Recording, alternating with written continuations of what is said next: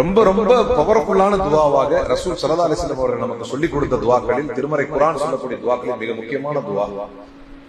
அப்படி சொல்லி கைகளை உயர்த்தும் போதே நம்முடைய பாவங்கள் நம்முடைய கண்களுக்கு முன்னால் வந்து அப்படியே நான் ஏற்கனவே ஃபர்ஸ்ட் நம்ம நாள்ல சொன்ன மாதிரி அந்த அழுகையை வர வைக்கக்கூடிய ஒரு அற்புதமான துவா தான் ரப்பனா வலம்னா அன்ஃபுஸனா வ இல்லம் தக்ஃபிர் லனா வ தர்ஹம்னா லனகூனன்ன மினல் காசிரின். இது யார் கேட்ட துவா?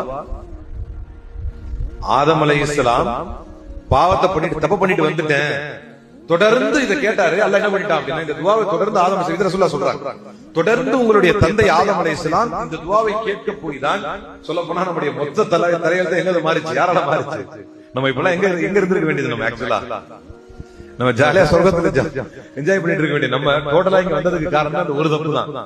அந்த ஒரு தப்ப அல்லாஹ் மன்னிப்பதற்கு காரணமாக இருந்தது ஒரே துவா தான். ஆனா இந்த துவால ஒரு பெரிய அற்புதம் இருக்காது. என்னன்னா எங்களை மன்னி அப்படின்னு கேட்கறதையே அல்லாஹ் கிட்ட நிர்பந்திச்சு கேட்கிற ஒரு துவா. ரப்பனா வலம்னா அன்ஃபுஸனா, இறைவா எங்களுக்கு நாங்களே அநீதி விட்டோம், நம்ம செய்யற பாவம் எல்லாமே நமக்கு எதிரானது,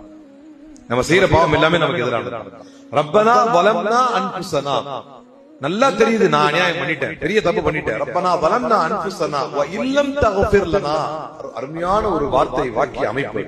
வ இல்லம் தக்ஃபிர் லனா, நீ மன்னிக்கலன்னு வையேன், வ